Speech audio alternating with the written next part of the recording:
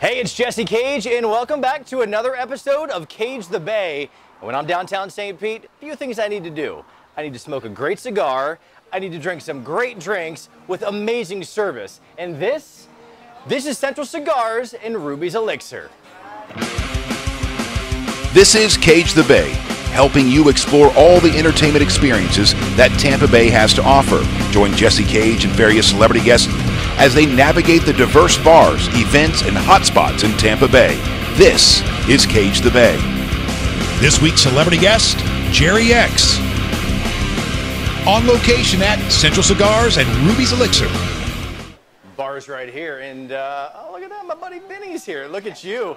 Look at you, pal, and your amazing purple shirt. You got the shoes on? I don't think I can get them on film right now. I got the shoes on. He's got these purple, like, alligator shoes on. I killed the purple alligator. He was on the golf course. It happens. It happens. She ate my ball on the 7th hole. That sounds dirty to me. Sounds very dirty to me. Well, there's the one cuss for the episode. He got it. I got it. He got it. That's going to be the bleep right over his face. So when we get here to Ruby's Elixir, need to get my drink, like I said.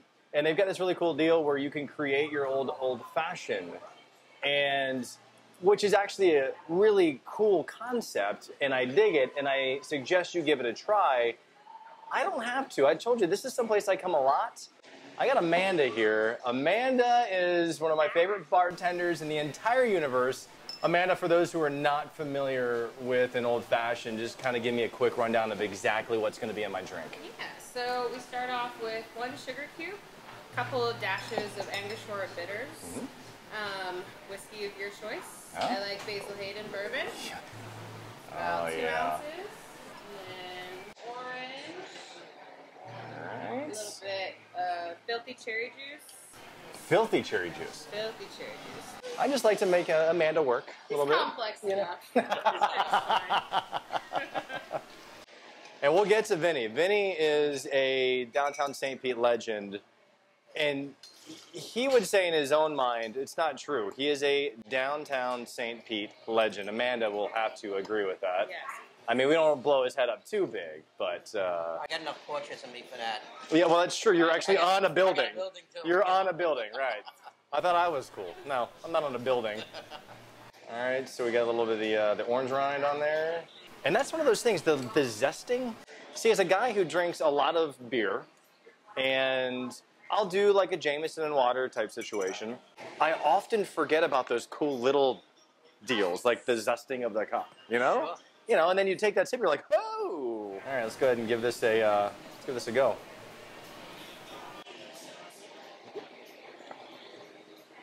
It's just smooth. It's smooth and perfect. It's dangerous, smooth and perfect. If you've drinking an old-fashioned before, you know these things can go down pretty quick.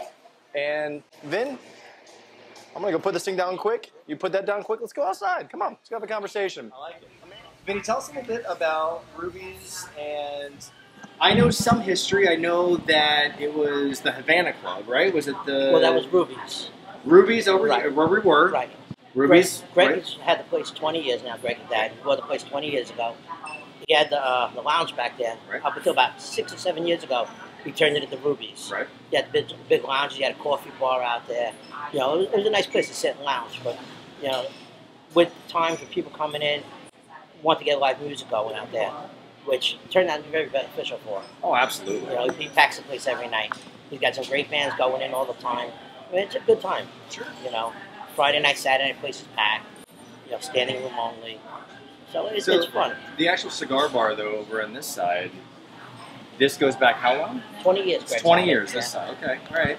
Greg bought it 20 years ago. It was a cigar bar for a few years before that also. Okay. But I'm not sure how long it was. But Greg just had it 20 years as of March. And not to Was it put 20? you on the spot, I mean, obviously you've got a plethora of cigars over there. Ballpark, how many different brands you guys have up in here? Got about 25 to 30 different brands. Okay. But we have about 150 different lines of cigars. What am I smoking? You're smoking the HR, the Hideki Hiroki Rabanya. Okay. They just branched out. They're a Cuban family. They've been making cigars in Cuba since 1845. They just bought a farm in Nicaragua a few years ago, and this is the first foray into the the American market. They've done a fantastic job with this. This is I the always- HL Blue label. It's delightful. Yeah. It's delightful. I had a Romeo Julieta. Very nice. If I said that correctly, I believe. Absolutely. That's what I do. I come in here, I grab the Romeo. This is a nice little change up for me, so thank you very much for showing me something new. And as far as, obviously the lines to Cuba are open now. Are we going to get Cuban cigars off Cuba into an establishment? Don't know. They still have to lift the embargo. I mean, you can bring it back into the States if you go to visit, but as far as retail, it's not for retail sale yet. It's going to be a while yet. I don't know what the administration has in plan. Sure. So I don't know we'll see. that the administration knows what the administration has in I do plan. what they want me to do.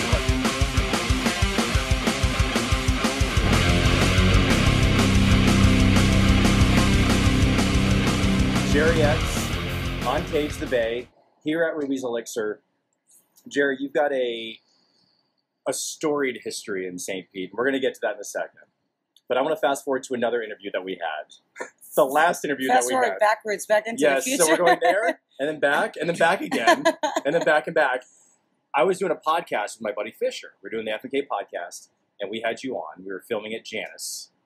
And we filmed at noon every day. And I'll never forget. You walked in with a bottle of, and I thought it was wine, and it may or may not, we'll talk about what it was exactly, but you walk in with a bottle, and my love for you grew exponentially. I'm like, holy crap, I already love this chick. I already love her. And she walked in at noon, and so we had always have our beers, we had our little fridge and stuff, so Fisher and I were drinking, then the whiskey started, and then your bottle, what was in that bottle? Oh, it's just a giant thing of Jim Beam, man. I'm sweating as hard as I was That day. That was the whiskey sweats that day. I did some shots before this interview, just to Put it out there. whatever. No, but I showed up with the whole bottle, and by the time we were done with the interview, there was probably about this much left, and after, It was the first time, I think, in my career, and this goes through the 24 years of radio as well. It was the first time in my career that I actually had to dab. And I dadded you, and I dadded Fisher, because we're trying to get through. It was live. It was all live. And we're trying to get through this interview. And all of us started talking at the same time. We both were, well, three of us really were talking over each other.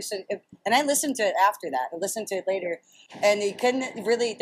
It was like 15 straight minutes of complete gibberish because you couldn't hear anything anyone was saying because they got everyone hammered. I think I don't even remember it. Had we even known what we were saying, nobody would know what we were saying. And I sat back, and you can go back and watch, and I've only watched it once because I was just like, oh. I got through about maybe. I don't remember that part I got either. to, but 3 parts drunk. yeah, and then I couldn't even listen to the rest of it because it was just so painful. It was just cringing. Yeah, no, and me too. The soberest guy in the room. So sorry. Never the soberest Such a guy bad in the room. influence. Ever. Oh. And I'm just like, guys. Until you meet the Whiskey Fairy. Yeah, well, and Geri X, the Whiskey Fairy. I like it. I like it a lot. You have seen an evolution of not just Tampa Bay, but more specifically, I do want to talk about downtown St. Pete since we are in downtown St. Pete. Things have changed immensely. Yes.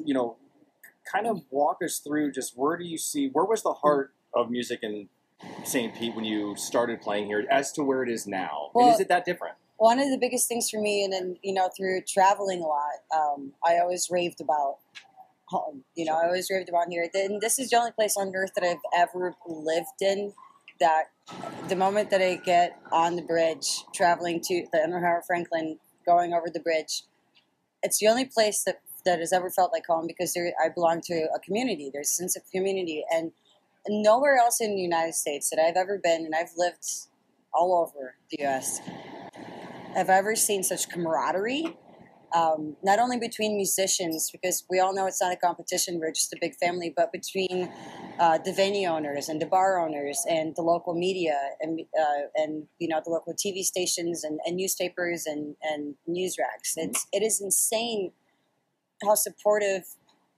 everyone is of each other, because we're very aware of the fact that we only succeed if we're together, and that is such a ingredient, for success in a city that has so much art and talent really plaguing it. Everyone's an artist, everyone's a musician, everyone's a hairdresser or a tattoo artist or photographer. So it's washed up radio DJ. Stop it. No, but I'm just saying it's insane that we get to do this. So one door closes, another one opens, because there's so much to be in love with and to be a part of. So in a very roundabout way, to answer your question, from beginning to now, the only thing that I've seen that's changed really has been just how much the city has flourished and new businesses opening that are successful, really because of that formula. Sure. Because it's always existed as an underlining thing in our city, which paved the way to be able to have so many things to talk about and so many places to visit and so many people to support. So tell me what these next steps are for you, because again, you have been playing for so long, 15 records, you said. You like, all these things that you've done, still a lot more to accomplish. And this is from a fan perspective. I'm not one of those people that needs to keep my favorite little bands in my pocket. And I know a lot of people do. And that's fine. That is what it is. But it's very possessive, by the way. It is incredibly, like, and I've tried shoving in my pocket. There was the restraining order. There, like, all the things happened. Maybe a foot fit in there. So what's next? I honestly don't know. It's very depressing. It's not that I don't really have like a good answer for that, because I would love to tell you that I have all these plans and I'm working on these great things and a new record. It's going to be amazing, and that's really pretty much been my mantra for, God, I don't know, the last 14 years. Sure. Solid. There was always a pattern. Record record, release record, tour for 6 months, come home, record new record, release new record, tour. And so every single year of my life so far as an adult really has consisted of that. But I got so burnt out and, got sucked into a bad deal with the record label, and they broke my spirit, and I feel like I'm allowed to take a break, Sure. I haven't taken one in 14 years, so taking a year break and just playing around town and really having friends and being close to my mom and my sister and my family, and sleeping in my own bed and being able to drive only 7 minutes to a gig as opposed to 3.5 to 7 hours. I'm still writing. I'll play a bunch of new songs tonight that you've never heard before. So what's next is finding the inspiration. Okay. I gotta find a muse, and I know that the moment that it clicks, it's gonna be right there. Found it. Geri X, please tell everybody where they can find you. As far as the social internets and stuff. You can find me on Facebook and Instagram and Reverb Nation. It's my website is down because I've been cooking too much and did not renew the website, but that's in the works. Geri X, so GERIX. If you just Google Geri X, about the first 10 pages will be music videos and songs and lyrics and websites and all of that. Well, I appreciate you. There's also a Wikipedia page with some really wrong content in really? it. You learn stuff about yourself all the time in the media, man. My sister apparently is still younger than I am, even though she's 3 years older than me. Well, time stops in the internet. Just stops right there. And we can go forward and backward in time. We've already established that whole thing, so it's fine. It's fine. Cool. Well, thank you for letting us take a second before you play here at Thank Ruby's. you so much for doing this. Again, I will be your huge, biggest fan forever. Mom? You've always been awesome. Mom's taking the back seat. Mom's taking the back seat. No, you're great. We love you. Thank you, anything that Cage the Bay can do, we're here for you. So you let me know. Thank you. Cheers. Cheers. That you love.